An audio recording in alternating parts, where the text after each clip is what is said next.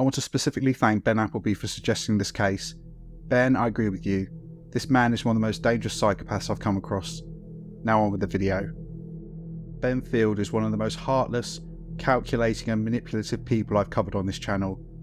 In 2011, Field befriended a lonely man called Peter Farquhar, who was gay and deeply religious, so had chosen to remain celibate for all of his life.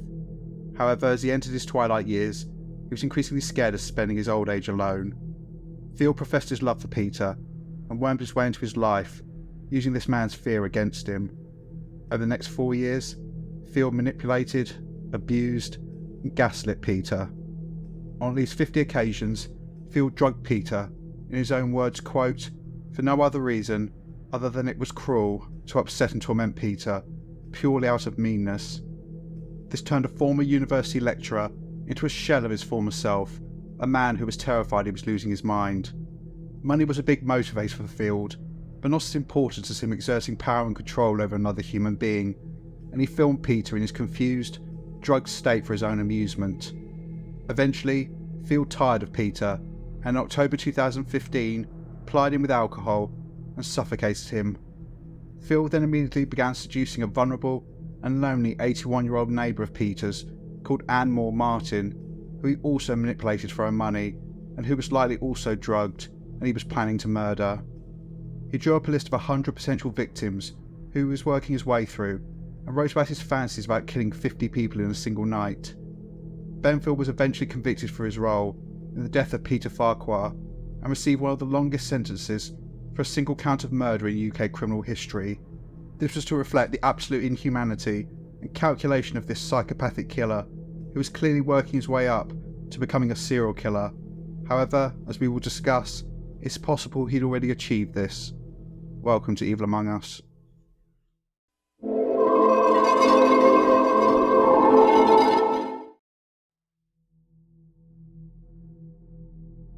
Benjamin Luke Field was born on the 27th of October 1990 and raised in the market town of Market Harborough in the county of Leicestershire in the East Midlands of England. He's the middle child of Ian Field, Baptist minister, and Beverly Field, a former Liberal Democrat politician and someone who used to work for Age Concern. Field also has a brother called Tom and a sister called Hannah. The family were described as deeply religious, and they would organise Easter egg hunts and Bible readings in their back garden. However, they were also seen as arrogant by some. One neighbour later stated, quote, "They seemed aloof, as if they thought they were better than us. Ian, the dad, once told me he was a carpenter, like Jesus." The family was full of high achievers. There appeared to be an expectation that each of the children would not merely be a productive member of society, but leaders in whatever field they entered. It's important to set the scene as we go along in this case, to understand what happens next. Ben Field appears to have been raised in a household where he was taught that he was better than everyone else, including having a father who appears to have drawn some parallels between himself and Jesus Christ. This seems to have instilled in Field the belief that he was superior to other mere mortals. It appears from what I've read, intellectual achievement was placed front and centre as a mark of a person's worth. Emotions and feelings don't appear to have been part of his upbringing, including compassion, empathy or guilt. By his own admission, Field stated that none of his relationships, even with his own family members, was based on any form of love. In this respect, he grew up in a cold, emotionless and clinical environment, believing that he was better than everyone else, and this was reflected in how he acted. He was arrogant, completely emotionless, and lacking any sort of empathy. This was the attitude and personality traits that Ben Field took with him to Bishop Stopford School, where he was an unpleasant and unlikable young man. He was described by one former classmate as, quote, in love with his own intellect. Another stated, quote, he was always a loner and had no close group of friends. I was in no cliques. He had no particular friends at all, not even a best mate. There'd be times where Field would attempt to socialise with his classmates, but only when he wanted something. On one occasion, he was running for class president, and so began talking to other students, acting like he was their friend and cared about them. He then lost the election and never spoke to most of them again. Relationships to Field were simply transactional. If he didn't get anything from people, they were of no use to him. Field would spend most of his time in school in the library, voraciously reading, all a way to flex his intellect to others. He would learn complicated new words They could slip into conversations, all as a way to give the veneer of intellectual superiority. In addition, he would get into arguments with teachers during class, when he would apparently correct them on what they were saying. However, he wouldn't do this in a respectful manner. He was always talking down to other people, and the teachers would berate him for his arrogance and think he knew better than everyone else. Benfield was intelligent, but had an overinflated sense of his own ability, and, whilst his brother took his maths A-level early and obtained a place at Cambridge University to study music, Phil could only dream of reaching these heights. Due to his arrogance, he was truant frequently while studying for his A-levels and received middling grades, and eventually ended up obtaining a place at Buckingham University reading English literature. Phil took his unpleasant and arrogant personality with him to university. He was unpopular with other students and lecturers. An article written about Field contained the following quote: "For him to succeed, someone else had to fail. At university, one of his lecturers told me he had a condescending sneer, laughing scornfully at other students' contributions in class and rolling his eyes if he didn't think they were up to scratch." To be clear, there's nothing wrong going to any university in the UK and getting a degree. It's what you do with it that counts. But to someone like Field, being in a family where others, especially a sibling, were outperforming him and attending one of the most prestigious seats of learning in the world, must have been difficult for him to reconcile with what he'd been taught as a child, that he was better than everyone. In fact, despite his bravado, the police later recovered chat logs where Field spoke to a friend about his feelings of inadequacy. This information is massively important. It demonstrates, as with most other narcissists, that Ben Field deep down felt unworthy, inadequate, and his arrogance and need to continuously demonstrate how great he was were his way of bolstering his self-esteem, helping him believe his own lies. He was clearly not going to excel academically, so Ben Field needed some other way to make himself feel powerful, to reinforce his delusions of superiority. This took two forms, which would merge as time progressed. The first was compulsive deception. Field admitted later in court that every single relationship he'd ever had, whether it be with friends or family, was built on lies. He would lie about everything and anything, and come up with fantastical stories about his alleged successes, including claiming he was a playwright. Field became an exceptionally good liar. He seemed to revel in being able to manipulate and exploit people. He enjoyed the power that lies gave him, and the ability to deceive others no doubt inflated his ego. Field's second interest was in elderly people. He would spend a significant amount of time reading about euthanasia, suicide and loneliness in older men and women, as well as ways to access these types of individuals.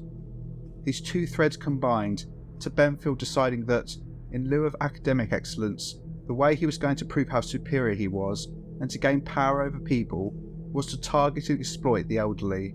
While still at university, Field, in around 2012, so when he was around 22 years old, began working at Red House Nursing Home in the village of Maids Moreton in the county of Buckinghamshire.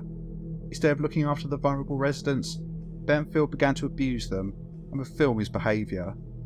The police later recovered two of these videos of him mocking an elderly woman with dementia. These were made in around 2014. I'll read the transcript of one and play the audio of the other. Both involve Field shoving the camera into the face of a female resident with dementia. In the first video, he's heard to say, quote, "You've had a long life, you don't have any friends, you've never married and have no children." The woman, clearly in a state of confusion, responds, "I just want to die."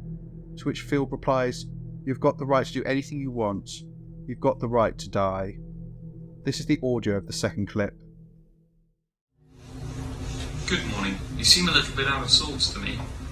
Do you feel a little bit out of sorts? You might feel confused because you've got dementia. You always used to feel sad, didn't you?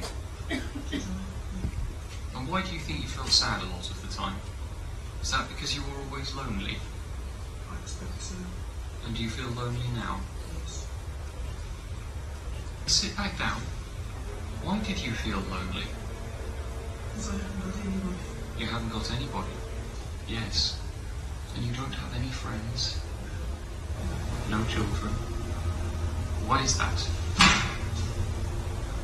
Are you kicking that table because of the things that I'm saying? Yes. Is it because of what I'm saying or because of yourself? With me. With you. It's things inside you. Yes. And how can we get them out? Shut it out. Shut it right out. Yes, that's good. And what happens next? Kill it out. Kill it out, yes. That's good. And what would you do to me? Touch me. What could happen next?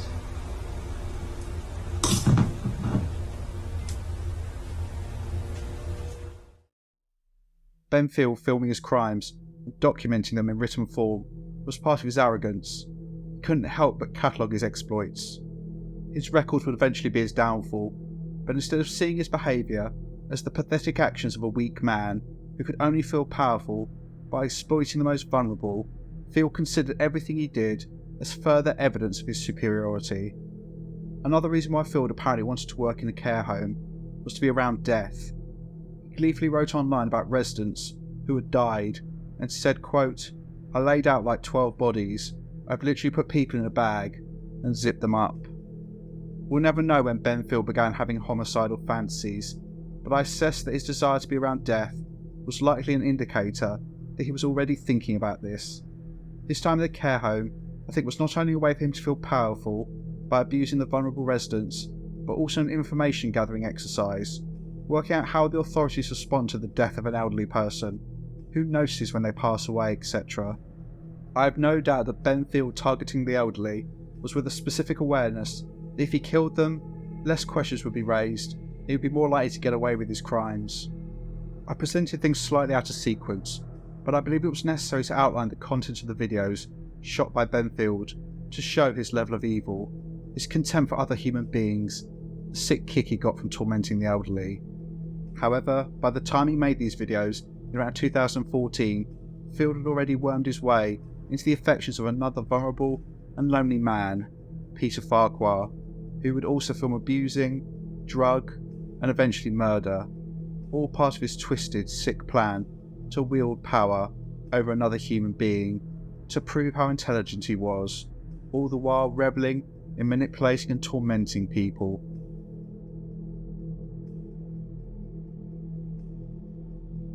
I need to start this section saying something I've said on several occasions, but it's important.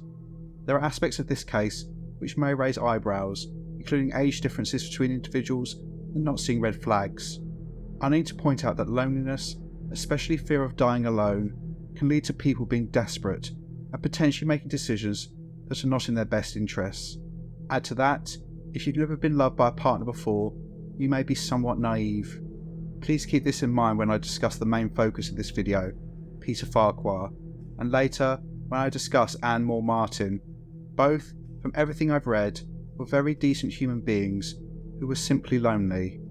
In particular, Peter was clearly the epitome of a gentleman, a kind, caring man who simply wanted to be loved. Nothing either of them did, or any of the decisions they made, meant they deserved to be abused by Ben Field, or, in the case of Peter, to lose his life. So please, be respectful. So, Peter Anthony Scott Farquhar was born on the 3rd of January 1946 in Edinburgh in Scotland, although he spent most of his life living in England. Not much is reported about Peter's early life, but what is known is that he was academically gifted and was educated at Latimer Upper School in Hammersmith in London, before earning a place at Churchill College, Cambridge, to read English, where he graduated with a first-class degree. Peter was a devout evangelical Christian, but he was also gay, and he was unable to reconcile his faith with his sexuality, and so maintained a celibate lifestyle throughout his life. Instead, he focused on his main loves, the English language and teaching. He held a variety of English teaching positions over his 34-year career, including spending 12 years between the 1970s and early 1980s at Manchester Grammar School, before moving to Stoke, where he remained for 21 happy years between 1983 and 2004. His obituary included the following comments about those who had the joy of being taught by him. Quote, "Peter was fragile, formal yet friendly, precise but not pedantic. He had an attractive warmth mixed with intellectual rigour. For many students, he inspired a love of literature and poetry. He would spot pupils' potential and gently push them to fulfil it. Despite his old fogey image, he had an acute understanding of the problems of modern adolescent boys. For some, he became almost like a second father. Peter was a regular worshipper at Stowe Parish Church for over 2 decades. He was also a published author. His first book was released in 2010 and was somewhat autobiographical, as it was about a school chaplain trying to reconcile his Christian faith with his homosexuality. Peter owned a house at 3 Manor Park in the village of Maids Morton in Buckinghamshire. He lived at this address for years. Peter was well loved in his community and valued by his friends and family. However, he was also lonely, and as he got older, his loved ones began falling away, including in 2002, when his mother, who he lived with, died. Peter became more and more fearful of dying alone, never having known what it's like to love someone intimately, or for him to experience devotion and affection from someone else. Unfortunately, Peter could not have known that there was someone who could sense his vulnerability, his fear of being alone for the rest of his life, and would use this against him, to utterly destroy him, to rob him of his intellect, and turn him into a shell of his former self, before killing him. Peter met the man who would end his life, Ben Field, in April 2011 when he was a guest English lecturer at the University of Buckingham.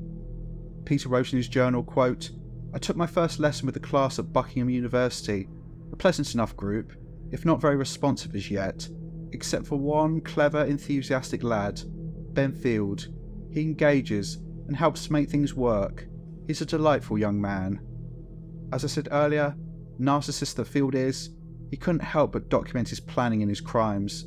These would be his downfall, as many of his journal entries, emails and online postings were recovered by the police. Whilst these would be used to convict him, they also give us an insight into the mind of a psychopath. It's clear from his records that Ben Field quickly identified Peter as a potential target, someone who was lonely, who he can manipulate and abuse.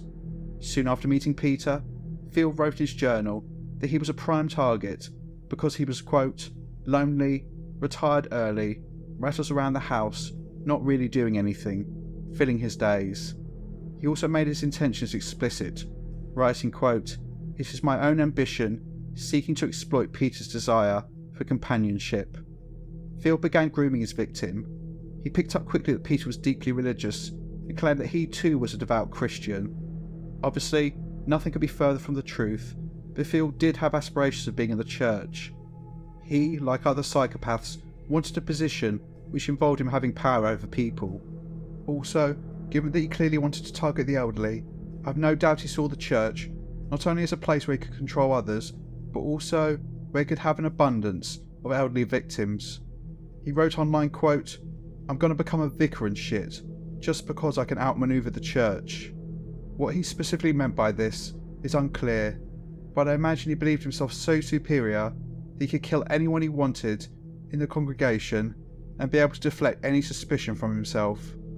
Having learnt where Peter Farquhar worshipped, Ben Field joined Stowe Parish Church, where Peter had been attending regularly for 20 years. This brought Field into contact with Peter.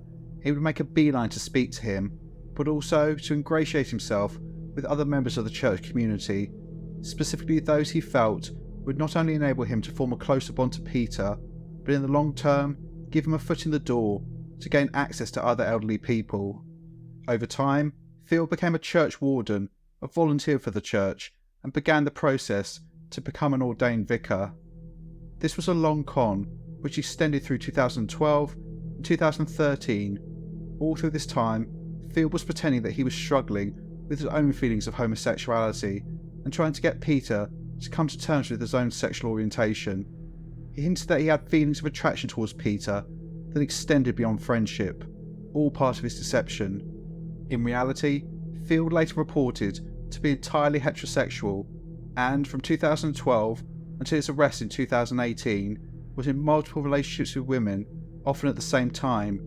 He manipulated everyone and anyone he had any form of relationship with. He would give various excuses to people he was with to explain his absence. With regards to Peter, Field would tell him that he was going away for training for his job, when in fact he was living with one of his girlfriends. In early 2013, Field moved his plan forward. He told Peter that he needed a quiet place to study, and so Peter invited him round to his home at Three Manor Park in the village of Maids Morton. Field would attend every day. He would spend most of the time speaking to Peter. He was a master of deception and would attentively listen to everything that Peter said, go away and research it to enable him to continue to enamour this lonely man. He presented himself as the centre of Peter's world. They would go out on days out, and Field would tell Peter how much he loved and cared for others. Peter wrote in his journal, quote, "Please God, reward Ben for his goodness to me and others. He is taking his job at the care home very seriously, as he helps the old people in their dementia. He is too close to death and more interested in it than he should be." This entry is awful for 3 reasons. Firstly, as I've already shown, Field was not caring for the people in the care home, he was tormenting them. Secondly, is how Peter unknowingly is picking up on the danger that was Ben Field. Peter is presenting the interest in death that Field has as being a terrible consequence of his selfless job, when in fact it was a reflection of his homicidal nature. Lastly, there's the terrible irony of asking God to reward the man who would eventually kill him. Soon, Field was given a key so he could come and go as he wished. It's likely that soon after getting his foot in the door, Ben Field decided that he was going to manipulate Peter into changing his will and leave his house to him, and his sickening deception moved towards that goal in October 2013. During this month, Ben Field declared his love for Peter Farquhar, a man over 40 years his senior, and said that he wanted to move in with him. As the police later commented, Peter was enamoured with Field. He was the answer to his prayers, the person who would mean he wouldn't die alone. His lack of experience in relationships meant he couldn't see the danger he was facing, and he didn't question why a man so much younger than him would want to be in a relationship with him. Personally, I think potentially he did, but was too afraid of losing this connection. It appears this wasn't a sexual relationship, more emotional, but it obviously meant the world to Peter. Peter wrote in his journal, quote, "We drove to Dunkery Beacon. At the summit, Ben said the reason he wanted to live in Buckingham was to be with me. We hugged and embraced each other. I can't believe this has happened. Ben can love me, a miracle if ever there was one." So, Ben Field moved in, leaving every now and then, with various excuses, to spend time with the other women he was seeing. He chose the 3rd of January 2014, Peter Farquhar's 68th birthday, to seal the bond between them and move a step closer to the inheritance. Peter wrote, quote, "Ben made this an exceptional and wonderful birthday. He presented me with a beautiful jet, a mother-of-pearl knife. He asked me formally, and with great beauty, if we could be betrothed. He wanted to be mine. I accepted with all my heart." A betrothal ceremony is an intention to marry at a later date. It's not legally binding in the sense that a marriage is. However, it was the perfect manipulative tool for Field to employ. This ceremony occurred in March 2014 in West Hampstead in London. Peter wrote about this day, quote, "It was one of the happiest moments of my life. Gone are the fears of dying alone." However, Field could not help but brag online to others about his true feelings towards Peter, referring to him as a, quote, "faggot" on several occasions, but also writing the following quote, "He and I struck a deal, which is, I pay for nothing and will hang out with him until his eventual death. Win-win. I'm pretty comfortable with death." It's very important to understand, which I think is lost in media reports of this case, that whilst much has been made of Ben Field wishing to get his hands on Peter Farquhar's money, his primary goal was to torment him and wield power over him.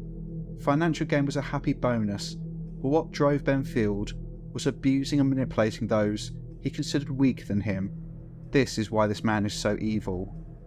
Almost immediately after moving in with Peter in 2013, Ben Field began the campaign of abuse and gaslighting. He obtained sedatives, either ordering them from the internet or stealing them from the care home, and would lace Peter's drinks and food, with this making him uncharacteristically lethargic. He also began moving things around in the home, hiding Peter's belongings and clothes, as well as deleting contacts from his mobile phone. He took great pleasure in watching the confusion on Peter's face as he began to question his own sanity. In court, Field was asked why he'd done these things to Peter, and he responded, quote, for no other reason other than it was cruel, to upset and torment Peter, purely out of meanness. As I said, Benfield making a profit from this situation was a secondary objective of his, and it's clear that he started planning this soon after moving in. Police found his journal, which showed that his objective for 2014 was to get Peter to change his will. This he achieved in November of that year, when he found out that Peter had changed his will, leaving Field half the value of the house and a lump sum of £15,000, which he later increased to £20,000. Field knew this because he opened Peter's mail, and what he didn't open, he would move around to confuse him. Field had manipulated Peter into changing his will by convincing him that the effects of him drugging him were in fact evidence of Peter's declining health and the fact he could potentially die soon, so he needed to put his affairs in order. However, there was a caveat. Field could not inherit anything unless he'd been living in the house for 2 years, so his plan to ultimately do away with Peter had to wait until late 2015. This was reflected in the same journal recovered by the police, in which Field had written that his sole objective in 2015 was to, quote, end Peter. The police also found a picture of a grave that Field had drawn, and next to it he'd written, quote, holds the goal. And what would Benfield do in the meantime? He wrote this down too. He said he would gaslight Peter for fun. And so we moved to 2015, and the last months of Peter Farquhar's life, with him unaware that the man he was living with, who claimed to love him, was secretly tormenting him and was just counting down the days until his death.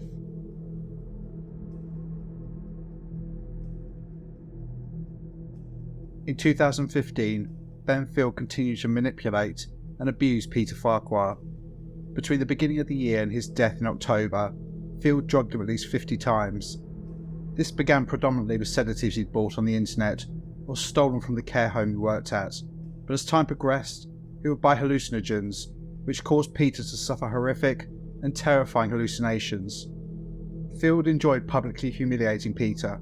He was a social man who would go out to dinner parties and on various outings including to the theatre. Field would drug him before he went out, so that he would fall asleep, be unable to communicate properly, and often make a fool of himself.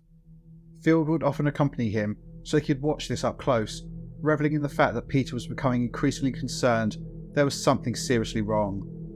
Field would also hint at the fact that Peter developed an alcohol problem, and as the months progressed, especially in the weeks prior to his death, was trying to convince Peter's friends and family that he was an alcoholic. He even posted this online. Peter was drugged to the point where he would sometimes fall over, causing him to suffer serious injuries. He wrote about this in his diary. He still had no idea Benfield was the one causing him to deteriorate in this way. One entry states, quote, I've been feeling tired and lethargic for a few weeks and occasionally lost my balance. Ben has been so kind. Obviously, Ben didn't care. He was getting off on tormenting Peter, but his evil is highlighted by this rap that was recovered after his arrest, which is as strange as it is disturbing. So I'm killing this man. He's infanticide. Fantasize about it since the faggot tried to go against him. And now it's time for a crimson tide. And I'm the king, and I will reside on the throne. And you know that I could kill this guy. Field documented his crimes in his journal, but just seeing what he was doing and writing about it wasn't enough. He needed to video it. He needed something he could watch again and again and again to demonstrate to himself how powerful he was. So he filmed Peter on at least one occasion whilst he was in bed drugged, as shown by this horrifying clip. Well, start saying it again. So you don't think Martin...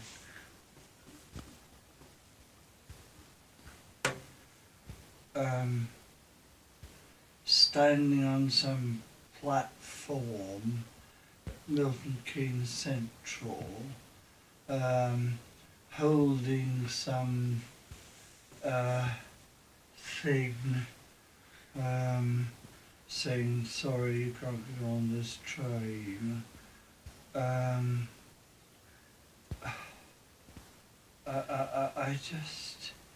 I feel I am so dependent. It's such a strange world, the whole thing, because on the one hand, I'm actually used to be sort of competent. Of course.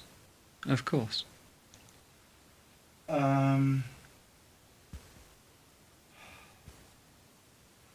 And deliberate in imaginations, but now I'm aware. I'm aware. You know,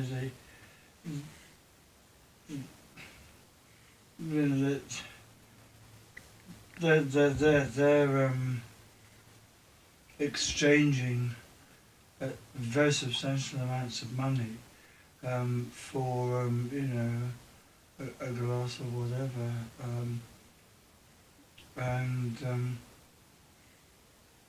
that worries me too. Okay. I don't. Well. Yes. Where is it that you think they are? I'm not sure. I'm not sure myself. So where is it that they're buying these glasses of water? They probably aren't. Perhaps not. They probably aren't. Okay. And who are they? Who is it that you're worried about?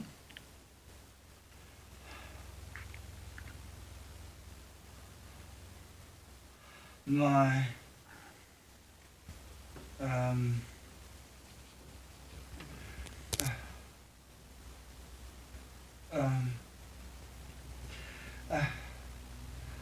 can I try to explain it?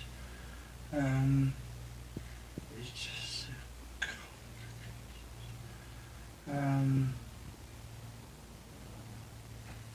That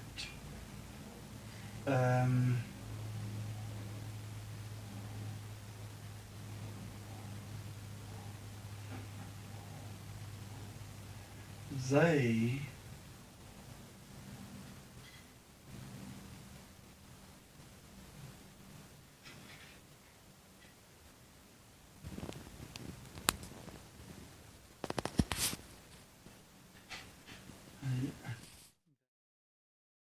Peter's journal entries became more upsetting nearer his death. He became convinced that he was losing his mind. By July 2015, just 3 months before his murder, Benfield had increased the dosage of hallucinogens that he was drugging Peter with. He began having night terrors and hallucinations. He wrote about this in his journal, quote, "I saw a hideous pack of black insects. A bad thing has entered my brain." The impact of the abuse on Peter was clear for all to see when in August 2015 he went to a book launch for his novel, which had been written years before but only just been published. Peter was confused, embarrassed and scared. He was barely able to stay awake, was struggling to sign his name in his own book and was slurring his words.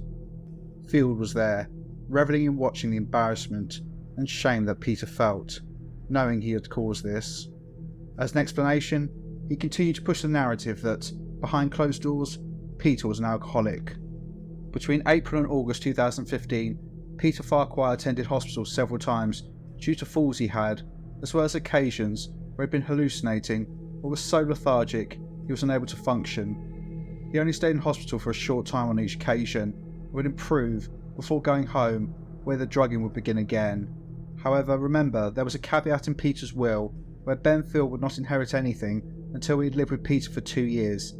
This expired in around September 2015, so everything before this point was Field not trying to kill Peter, but simply to torment him, to abuse this lonely man. After this cut-off point, Field was determined to kill Peter, and he'd been setting the groundwork for this for months. The sedatives and hallucinogens had caused Peter so much depression and fear that he was, at times, suicidal. Field would subtly imply to Peter that his symptoms were indicative of dementia. Peter was terrified of losing his mind, and so Field kept suggesting that potentially him ending his life was the best thing to do. So essentially Benfield was trying to manipulate Peter into doing his dirty work. However, whilst Peter was at times suicidal, he didn't want to die, so when this plan failed, Benfield decided to murder Peter Farquhar in October 2015. It appears there was one unsuccessful attempt to kill Peter before his actual murder, On the 3rd of October 2015, he was admitted to hospital due to being found unconscious in his home by his cleaner. He had a dangerously high level of sedatives in his blood, as well as a large quantity of gin in his system. Concerns were raised that this was a suicide attempt, and Peter was spoken to, but he couldn't remember anything and denied that he was thinking about ending his own life. So after a brief stay in hospital, he returned home. What inevitably happened was that Benfield had drugged Peter, and whilst he was more suggestible, had plied him with alcohol and potentially even forced this down his throat. He was inevitably hoping the combination of drugs and alcohol would be enough to kill Peter, and left the property. However, this hadn't worked. Just a few weeks later, Benfield would try again, and this time he was successful.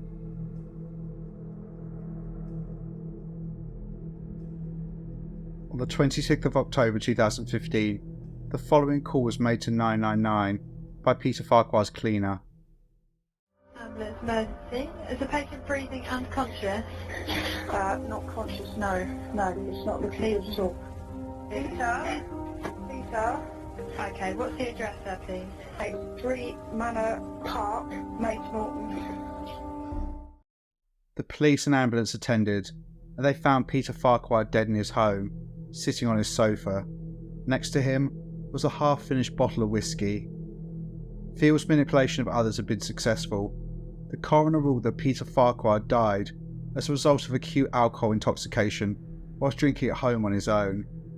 What actually happened will never be known for absolute certainty, but the most likely scenario was that on the 25th of October 2015, Benfield again drugged Peter Farquhar, as he did at the beginning of that month, and then plied him with alcohol to the point where he was essentially sedated and too drunk to be able to fight back. However, to ensure he was successful this time, Field suffocated Peter by placing some item, likely a pillow, over his nose and mouth. When he was sure he was dead, Benfield then left the property, leaving the cleaner to find Peter the next morning. The death of Peter Farquhar was not ruled as suspicious, and he was buried. The will was settled, and Benfield received half of the proceeds of the sale of Peter's house, as well as £20,000. In total, he inherited £160,000, which he then used to buy a flat for himself. I find the whole story of Peter Farquhar so tragic. When I first heard about his murder, the one thing I think I held on to was the fact that at least Peter didn't know that someone he loved had been the one to utterly betray him. But unfortunately, this doesn't appear to be true. There's one final detail regarding Peter's death, which just makes me so angry, which escalates my hatred of Benfield tenfold. Specifically, the police recovered an entry in Field's own journals, which was titled, quote, "Ending Speeches," under which he'd written, amongst other things, "Go through journal, I hated you all along, and this is my house." The police believed, and I'm 100% sure they're right, that these were things that Field was planning to say just before he killed Peter. This would be the last torment, Field reading through the journal, which outlined his true sickening feelings towards the man he claimed to love, and telling him that his house was now his. He wanted to see the heartbreak in Peter. He wanted him to know that he was dying alone, and that he'd never achieved what he wanted, simply to be loved. I've no doubt that Field not only did this, but also filmed it. The police never recovered such a video. I think Field would have deleted it. But, given his MO so far, there is no way he wouldn't have used Peter's final moments to utterly destroy him before taking his life. Hopefully Peter was too sedated and incapacitated to be able to register anything of what Field was saying, but it breaks my heart to think that in his final moments he had to hear his killer gloat at him and have his illusions that, even for a brief time in his life, he'd been the centre of someone's world shattered. Unfortunately, Benfield would remain at large for another 2 years, but by the time of Peter's death, he'd already chosen and begun grooming another elderly and vulnerable person who lived mere doors away.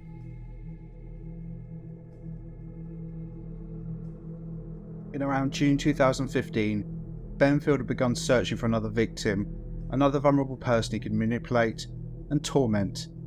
This was 4 months before the death of Peter Farquhar, and no doubt this search for a new target was because Field had already decided that Peter would soon be dead and he needed to begin on his next project. He didn't go far to find his next victim. In fact, he targeted an elderly woman who lived in the same street as Peter just 3 doors down. She was 81-year-old Anne Moore Martin. Anne was a retired head teacher, as well as being extremely religious. However, she was also very lonely. She was not married and didn't have any children. How Field met Anne is unclear. The most likely scenario is that he became aware of her and then made sure he was visible to her on the street when she was going about her day, and struck up a conversation with her. He then began to slip notes to her door and come round to hers under the pretense of giving her companionship and helping her out. However, soon this 24-year-old man was professing his attraction towards this woman almost 60 years older than him. One of these notes said, quote, "When these things have crossed our minds and lips, I've been a great deal too shy. I have not said, as perhaps I should, that I desire you, and desire to woo you, that my earnest hope is that you would see me as I see you. I see you as beautiful, fun, lovely, insightful woman of faith and grace." The letter continues, "My first poem to you is a courtly overture of sorts, an invitation to romance, and a declaration of my love and intent. Every time I have come to your house, I have taken some things away with me. I have taken joy away in my breast pocket, close to my heart. I have smuggled your words out with me under my hat, close to my head, and I have carried the image of your gorgeous face with me in my trouser pockets. I would like to take some other things as well. I would like to take away your tiredness, your loneliness, and your sadness. I'm sure that I could, if you allow it. These things would need to be replaced. Your loneliness needs to be replaced with my company, your tiredness with my energy, and your sadness with our new happiness together." What a load of pretentious bollocks. But it awakened something in Anne. Her niece later reported that Anne was extremely lonely, and like Peter Farquhar, was desperate for companionship in her final days. She was terrified of dying alone. As soon as Peter died, Field focused all of his attention on Anne. He spent more and more time at her house and began gaslighting, manipulating and abusing her. Field utterly twisted Anne's religious convictions against her. He began writing notes on her mirror, convincing her that he didn't write this, and therefore it must have been written by God. 4 of these messages read, quote, "All that you give him, he will return tenfold. Your intentions are holy, your work is not yet done. Take care and complete the task given to you by the Lord. Your soul will proceed directly to heaven, her soul's joy, his to perfection. This good you will can never be undone. Peace is yours in me, your Lord. Amen." And finally, pray for Ben. Ben loves you. The reason why police know about these messages is because Field, as he'd done all the way through, had to document his accomplishments, and so he took photos of these messages, which were then used against him when he was finally apprehended. Field also gave Anne this disgusting picture. There was a sexual element to this relationship, and on one occasion, Field convinced Anne to perform a sex act on him, which he then photographed her doing without her knowledge. He kept this, no doubt to blackmail and embarrass her. He quickly began to manipulate her into handing over thousands of pounds. In June 2016, Field convinced Anne to hand over £4,000 for a new car. Around 3 months later, he convinced Anne to hand over £26,700 so that he could apparently buy a dialysis machine, which he said his brother needed, or he would die. It was Field who made the call to the bank, then handed the phone to Anne to release the funds, as shown by this terrible clip. I'm just going to hand you over to Anne. Hello. I'm thinking of withdrawing all my accounts, the money held in my accounts. Okay. For some time, because I have an urgent need for them. I have a very dear friend who's the brother of another very dear friend, and he is extremely ill. He's got very difficult kidney difficulty and is likely to die if he doesn't have his own dialysis machine and so on. I've been thinking of a way in which I can help him. He is a lovely young man, and he's got a lovely brother who's a bit older than him too. To stay alive, he actually has to have this dialysis machine. Okay. He's heartbroken because he can't continue at the moment. In life, one must not be selfish and keep everything to yourself. If this investment was worth it, I think it would be a great help for them. In court, Field was asked how he conned Anne into giving him money, and he responded, quote, I pretended to love her when I didn't, so that's how I did it. When asked what he'd done with the £26,700 he'd received, Field coldly and arrogantly quipped, quote, "Well, I certainly didn't buy a dialysis machine. I spent it." What a monster. Field was not stupid.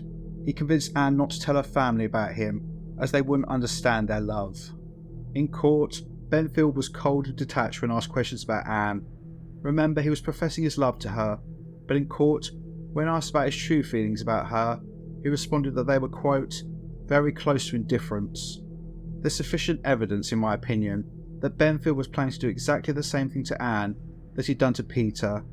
He was going to get her to change her will, then ensure that she dies.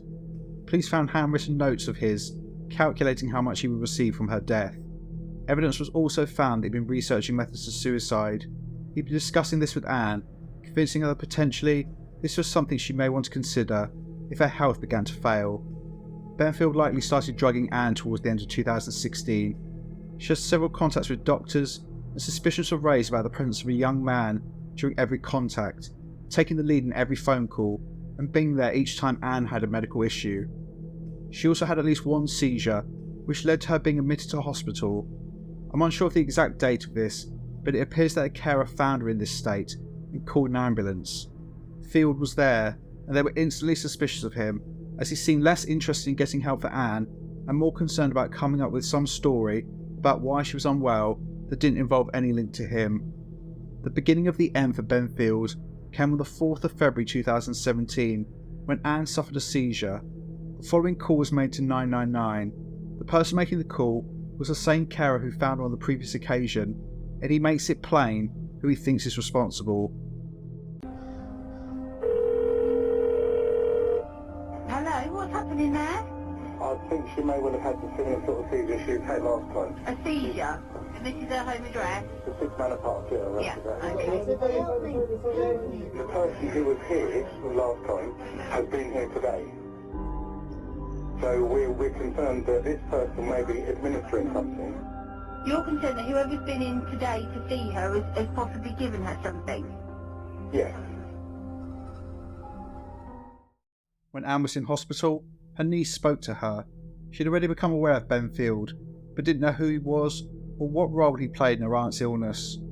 The floodgates opened, and Anne told her niece everything: the messages from God, the money she'd given him, the fact they were in love, and, in addition, that she'd recently changed her will to leave him all her money and her house. Anne's niece was horrified, and she called the police to report that she believed Benfield was conning her aunt. The police began an investigation into Field and quickly established he was linked not only to Anne Moore Martin, but also Peter Farquhar, and there were concerning parallels between the two cases. The police spoke to Anne, and she told them everything, but also said that Ben had given her a white powder on more than one occasion. Whilst investigations were ongoing, Benfield was barred from having any contact with Anne. The police and her family had the difficult task of explaining to her that she'd been conned by Benfield, that he was a serial liar, and whilst in a supposed relationship with her, had been in relationships with other women, and initially one of her neighbours. Anne quickly changed her will back. On the 13th of March 2017, Benfield was arrested for the first time, initially on suspicion of fraud. However, even at this early stage, the police knew this was something far bigger. They released Field on bail whilst they continued their investigations. Anne Moore Martin was heartbroken by the realisation that she'd been conned by Field. She felt foolish, embarrassed and abused. She died heartbroken on the 12th of May 2017 at age 83. Her death was ultimately ruled to have been due to natural causes, but I think Benfield broke her spirit, and therefore he killed her.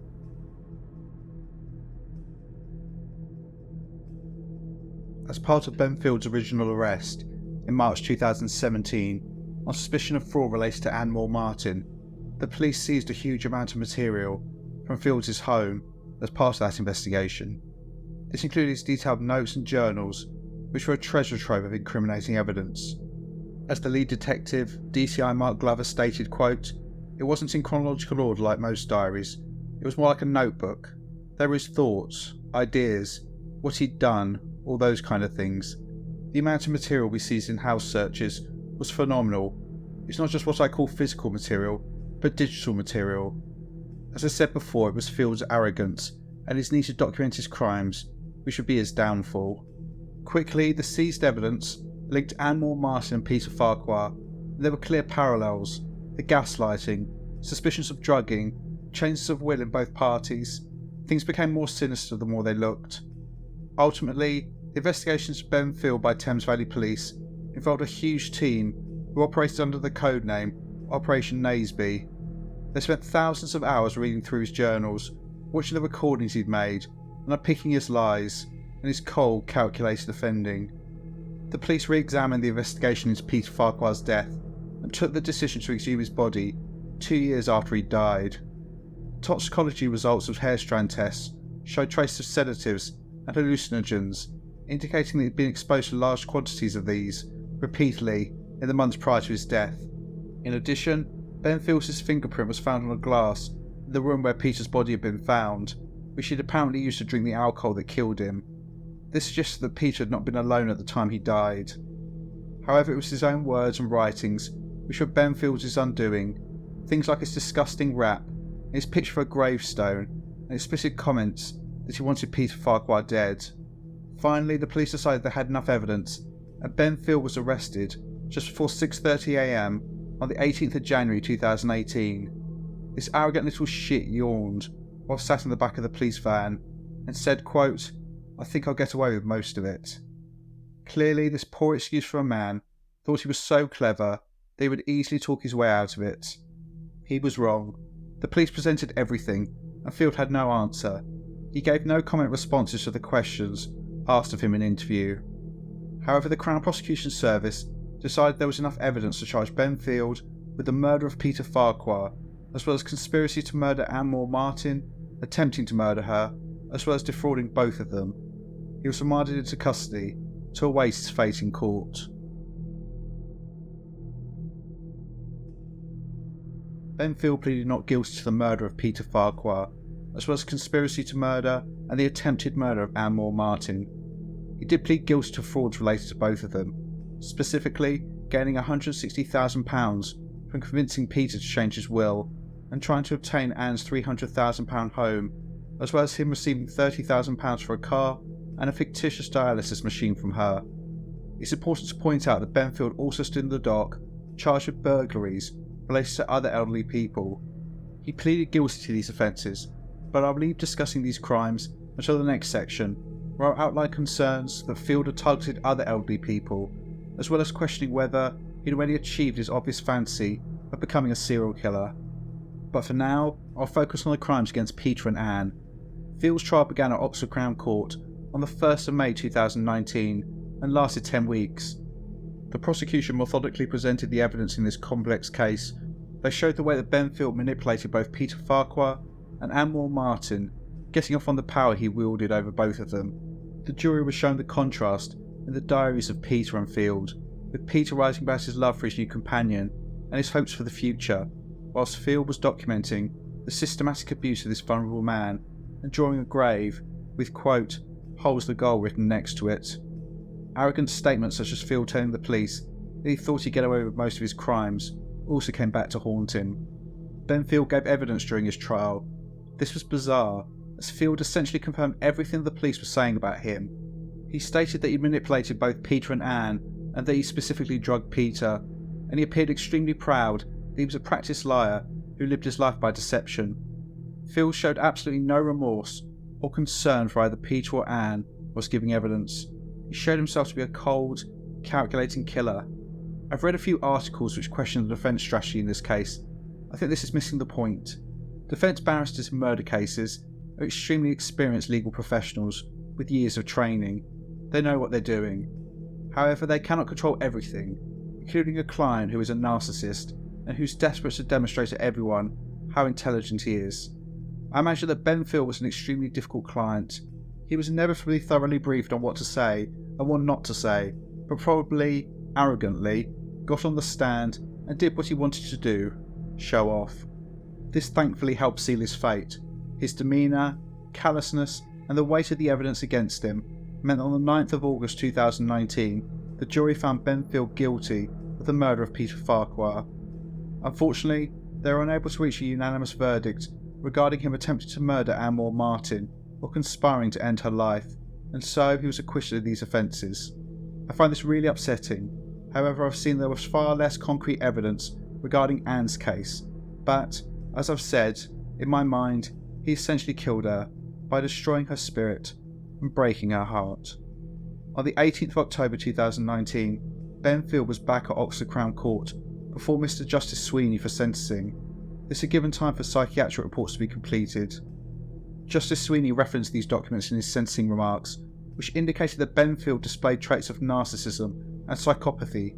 Specifically, he was a man who was entirely self-absorbed, believed he was better than everyone else, who had no remorse or guilt for his actions, and absolutely no empathy for his victims. Justice Sweeney fully outlined the horrific list of offences committed by Ben Field, his years of deception, the depths of his inhumanity. He stated that Field had a, quote, need to deceive and destroy others, and then added, you also kept notes and journals about what you were planning and what you had done, and you did so for the pleasure that gave you, before going on to say, I have no doubt that you are a dangerous offender. He then sentenced him. For the murder of Peter Farquhar, Ben Field was sentenced to life imprisonment with a minimum term of 36 years before he can apply for parole. This is one of the longest sentences imposed in the UK for a single count of murder. It means that Ben Field will not be eligible for parole until around 2053, when he will be in his early 60s. Field has twice tried to appeal his conviction. Both times he's been refused. The one decent thing that Field did, and I use that term loosely, is that he sold his flat, which he'd bought using the money conned out of Peter Farquhar, and this was returned to his family, although it was not the full amount, and I question whether this was done voluntarily. They received £124,000, £36,000 less than the money he'd originally received. However, no amount of money would bring Peter back.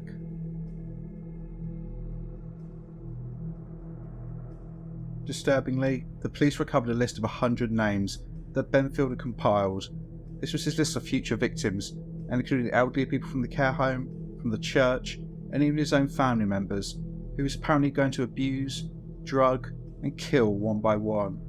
He also wrote about his fantasies about killing 50 people in one day. The police also found a list of various methods of murder researched by Field, including car crashes, unwitting overdoses, and quote-unquote accidental heart failure during sex. It's clear that Ben Field had aspirations of being a serial killer. However, had he already achieved this? Along with the more serious charges, Ben Field appeared in the dock for burglary related to him breaking into a property belonging to a couple called Harold and Elaine Meakin. They'd been the next door neighbours of Anne-Maure Martin. Both were apparently known to Ben Field, and Elaine died suddenly in February 2015 after drinking a cup of tea. Harold then died in February 2016 after a fall down the stairs. Field broke into their home in July 2016 after both had passed away, apparently simply to steal a bottle of whiskey. The police were suspicious. Another elderly couple known to Field, who lived on the same street as his other two victims, had passed away, with one doing so suddenly. However, the bodies of both Elaine and Harold Meakin were cremated, so it will likely never be known if there was foul play. The thing I'm most concerned about is what Ben Field was up to at Red House Nursing Home. He worked there for several years, and I for one am struggling to believe they didn't harm any of the residents there. It's clear his only purpose working there was to get access to vulnerable people. His own videos show that he tormented at least one resident. I think it's extremely naive to believe, given how evil this man is, that the two videos recovered were the extent of his abuse. I also find it very unlikely that while surrounded by potential victims with access to medication, he didn't drug any of them. He had the perfect cover. Some of these people had dementia. If he drugged them, it's likely they wouldn't be able to remember this, and he could explain away any symptoms as being part of their condition. So you have an evil man who deliberately placed himself in a position with vulnerable victims, and we're to believe he didn't harm or kill any of them. Does that seem likely to you?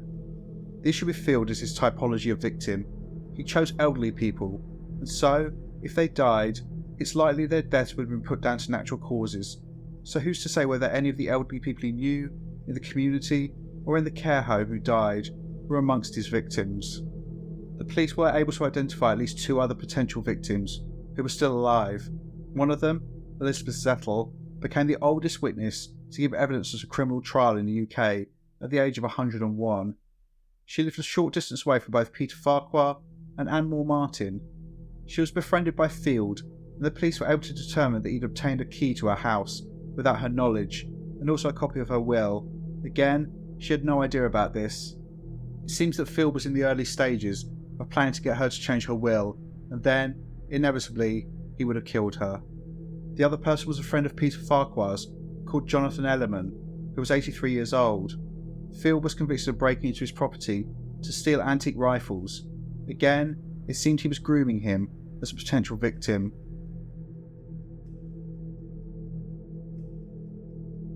Ben Field is one of the most heartless, cruel, and psychopathic offenders I've covered on this channel. It's hard to stay objective with this case, as I utterly despise people like him, those who target the vulnerable, whether this be children, people with disabilities, the elderly, etc. I think it takes a special type of monster to victimise the most vulnerable in society. With regards to the elderly, they've lived their lives, likely contributed much more to society than someone like Ben Field ever will, and they're entitled to live their remaining years in peace. Unfortunately, it seems the mantra of respecting your elders falls on deaf ears in the case of people like Field. Ben Field is an utterly despicable man. In court, he was shown to be what he is, a narcissist and a psychopath. However, on top of this, he's clearly a sadist.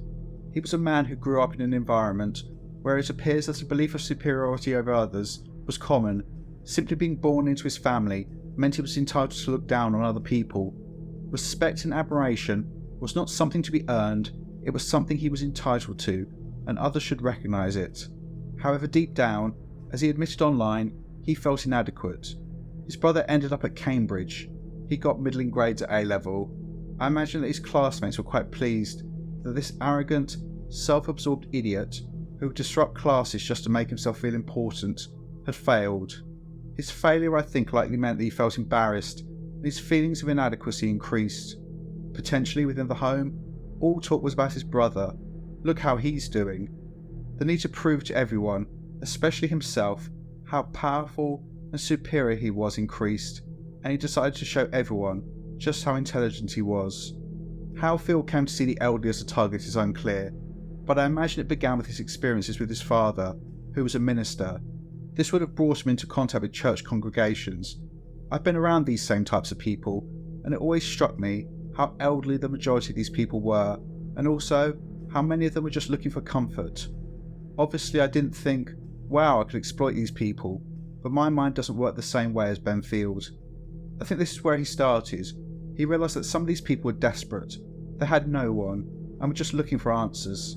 He wanted the power over these people, the ability to manipulate and toy with their emotions, exploit their desperation.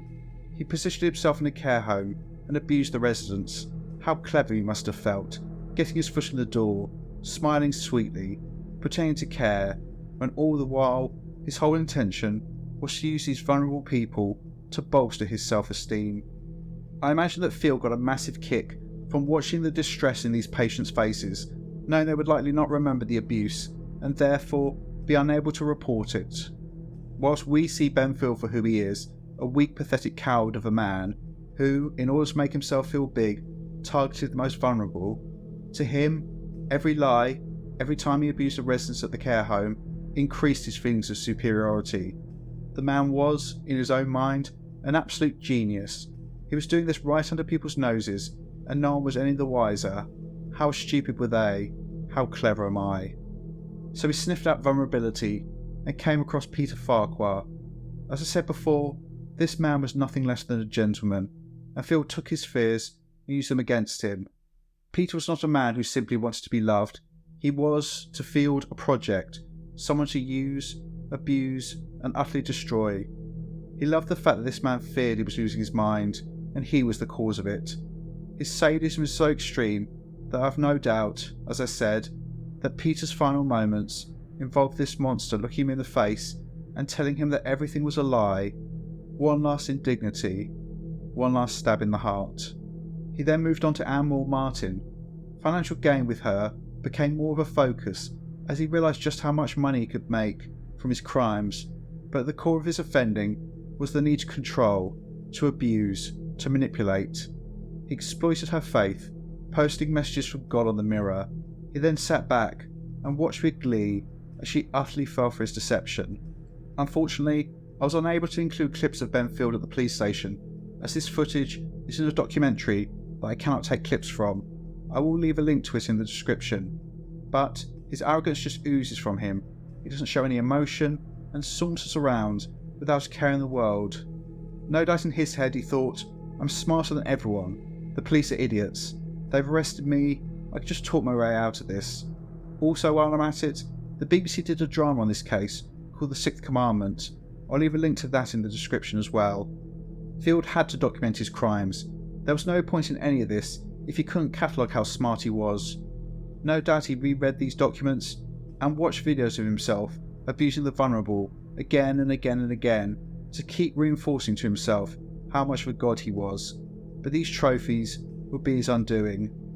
What was going through Ben Field's mind at court is unclear. I think he has utter contempt for anyone and everything. I think he didn't think much about being convicted. He was more focused on showing off. He had a captive audience. He had a stage. He was headlining. Everyone needed to know who they were dealing with. A criminal genius. So he went through every horrific thing he did. His last curtain call before a lifetime in prison. I think the Field thought, even if he was convicted, he could worm his way out of this on appeal. I think this is clearly the case, as I've read his appeals, and they're huge, likely directed by him, trying to use any loophole and any magic combination of words to get his conviction overturned. I sincerely hope that, as the years have gone by, the slow, cold realisation of his situation has crept over him, that he will, at the very least, spend more time in prison than he's been alive, and, at worst, die behind bars. I hope it's dawned on him that he's not as clever as he thinks he is, and that in years to come, all of his cruel statements will be sat in front of a parole board who will decide whether he's ever released. Is Ben Field a serial killer? I don't know. I'll leave that for you to decide. If he wasn't already, would he have become one had he not been caught? Absolutely. I think he had the potential to be a killer on a massive scale. He has no remorse, no ability to feel sympathy for his victims. His only way to elevate himself is to destroy others. He is evil. So what's your thoughts on this case? I'm particularly proud of this video, given the amount of work that went into researching it. I hope I've captured just how awful Ben Field is. I would love to read your comments. If you like the content, then please consider becoming a channel member. You get early access to videos and an icon next to your name. Also, if you want to help support the channel, then consider sending a super thanks, which is a one-off donation. Please like, share and subscribe. Take care, and I'll see you in the next one.